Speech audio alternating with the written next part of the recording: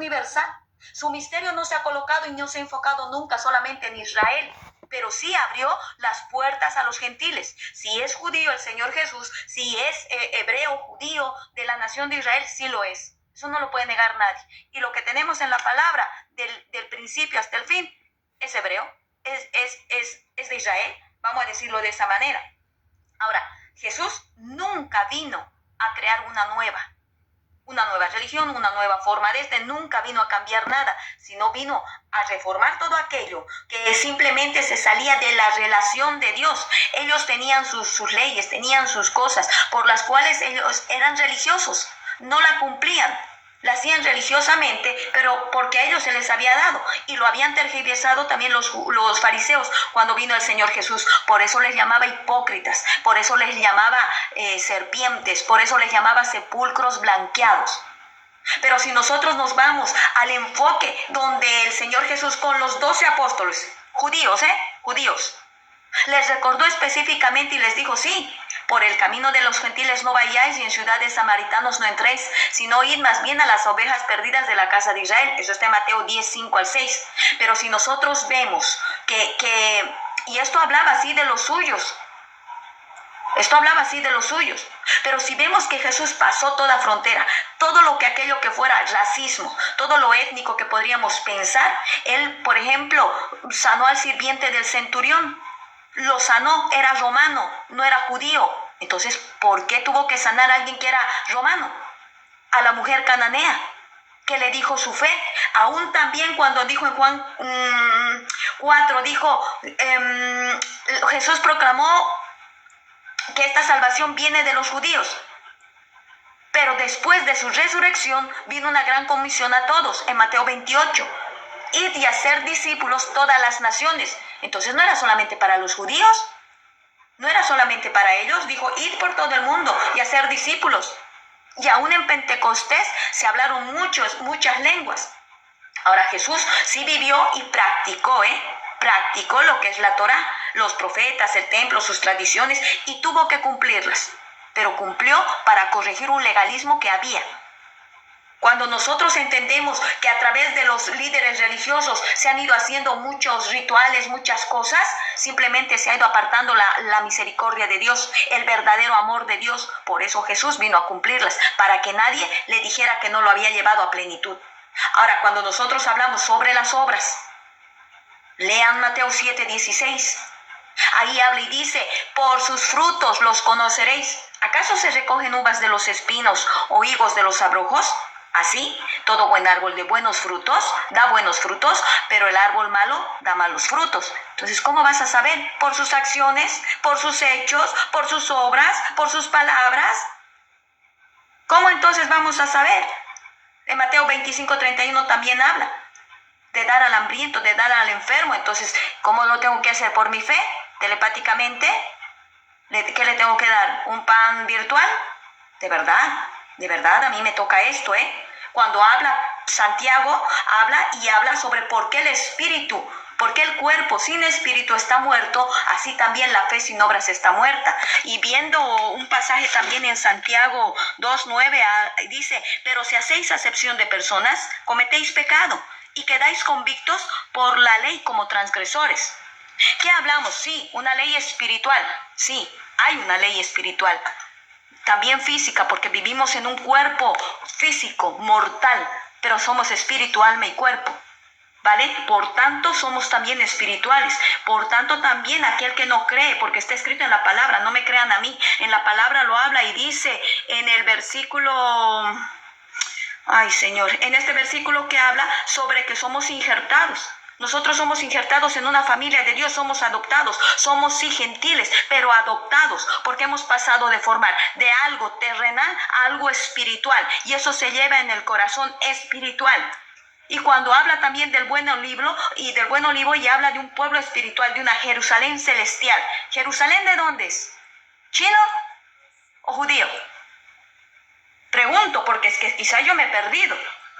Porque en Romanos habla, pues algunas de las ramas fueron desgajadas. Y tú, siendo olivo silvestre, ha sido injertado en lugar de ellas y ha sido hecho participante de la raíz y de la rica savia del olivo. No te jactes contra las ramas, y si te jactas, sabes que no sustentas tú a la raíz, sino la raíz a ti.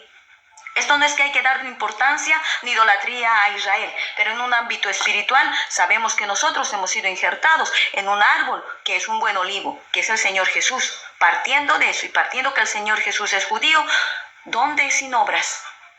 ¿Dónde que solamente la ley? ¿Dónde qué tal? El caballero simplemente tergiversó todo lo que dije, y no solo yo, la palabra. A su conveniencia, a su modo de pensar, puedo entenderlo, o a su doctrina. Gracias, Miguel.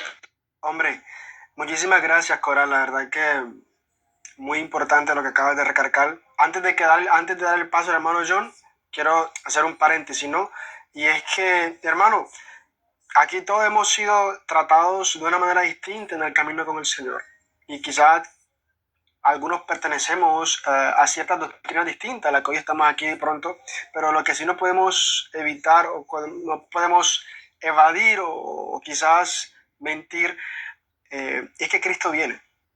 Y Él viene por una iglesia, y sabemos que la iglesia somos usted y somos yo. Es usted y soy yo, somos nosotros, hermano. Y que al final de cuentas vamos a rendirle cuentas a Él, porque Él nos va a pedir cuenta de lo que hicimos con lo que Él nos dio, con esa gracia que obtuvimos a través de ese sacrificio. Entonces, ese es el paréntesis que quiero decir, hermano. Retengamos lo bueno y desechemos lo que no nos edifica. Continúe, mi hermano John, Dios le bendiga.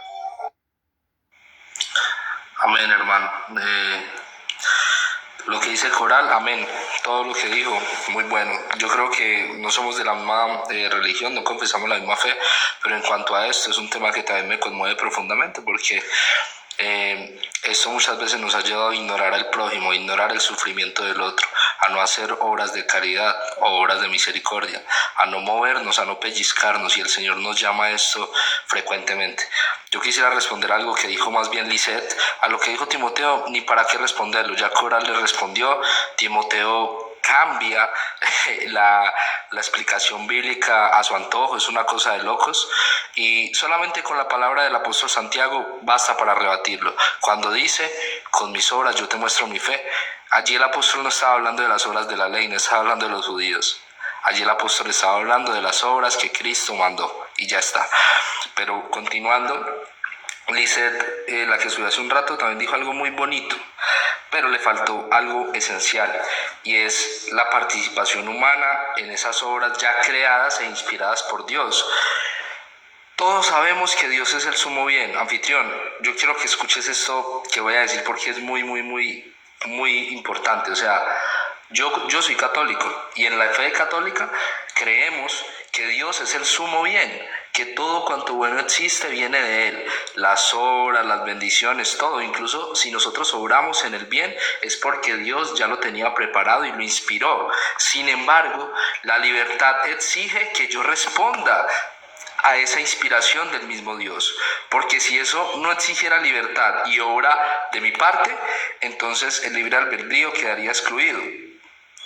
Ese pensamiento es muy de predestinación, es que Dios predestinó unos para las buenas obras, para la salvación, y a otros para la muerte eterna. Ojo, esto no es cierto, porque entonces sería un Dios malvado. Dios a todos nos inspira el bien. Dios quiere que todos seamos buenos, porque Dios todo lo hizo, como dice el Génesis, todo lo hizo bueno.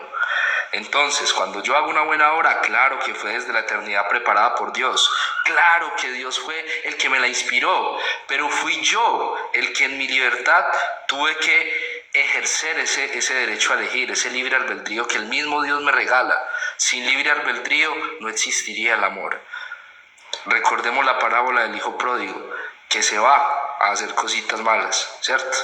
Pero después vuelve a la casa del Padre a orar correctamente. Eso fue una decisión libre de la voluntad del hijo pródigo, fue una decisión de su voluntad, de su libre albedrío.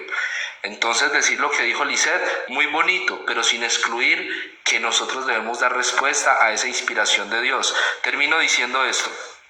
San Agustín decía: ¿cómo buscarte, oh Dios? ¿Acaso no eres tú el mismo que me inspira a buscarte? ¿Cómo encontrarte? Si te busco afuera en las cosas, pero tú estás dentro de mí, inspirándome a buscarte. Es decir, la conversión, el encontrar a Dios, el hacer la voluntad de Dios, es inspirado por el mismo Dios. Es paradójico, pero así es. Es el mismo Dios quien nos llama, quien nos inspira, quien quiere que nosotros nos salvemos y hagamos el bien y obremos y ayudemos a nuestro hermano. Es el mismo Dios el que quiere eso. Pero somos nosotros los que debemos dar la respuesta al Señor. Somos nosotros los que debemos obrar, porque Dios por eso nos dio libertad. Excluir eso sería caer en un pecado grandísimo de herejía. Sería negar el libre albedrío que nos da el Señor. Vale, muchísimas gracias, John. Bueno, como lo decía al principio, ¿no? Ahorita que lo decía, sé que John es católico, yo respeto a las personas que están en diferentes doctrinas, hermano. Y que tenemos algo muy importante y es el Espíritu Santo, que es el que nos redarguye, que nos inquieta, que nos habla a través de esa comunión que tenemos con el Padre. Entonces, realmente, vuelvo y repito, al final de cuentas, Cristo vendrá por su iglesia. Él no va a decir, no, vengo por X denominación, viene por su iglesia, hermano. Y tú y yo somos la iglesia del Señor. Y tú y yo le vamos a rendir cuenta de lo que hagamos en este lugar, en este tiempo que nos ha regalado por gracia, hermano. Entonces, tú lo has dicho, tú acabas de decirlo. Tú y yo le vamos a dar cuenta de lo que hagamos. Amén. Así es. Amén. Entonces, no estamos para crear contienda, como nos enseña el apóstol Pablo, sino para invitar a otros a través de lo que hacemos, de ese testimonio que damos, para que otros también vengan a querer beber de esa agua, de ese manantial, de esa agua de vida que es Cristo Jesús, hermano. Entonces, quiero finalizar este tiempo, hermano, haciendo una oración. Y quiero que la hermana Coral tome la batuta y pueda cerrar este tiempo en oración, hermano, dándole gloria a nuestro Padre, Dios eterno, Jehová de los ejércitos, Jesús de Nazaret. Hermana Coral, si quiere y desea, lo puede hacer. Amén, amén, gracias, ¿no? Por un privilegio, ¿no? Gracias. Bueno, Padre amado, Padre santo, Dios bonito, Dios eterno, Señor, te damos las gracias, Padre, por este tiempo que nos permites estar, Señor, en comunión entre hermanos. Padre, pedirte perdón por un mal pensamiento, por una mala actitud, Señor. Quizás a mi hermano, quizás a mis hermanas, hermanos, Padre, o cualquier cosa que haya podido suceder, Señor, en este tiempo. Señor, pedirte perdón por todo ello.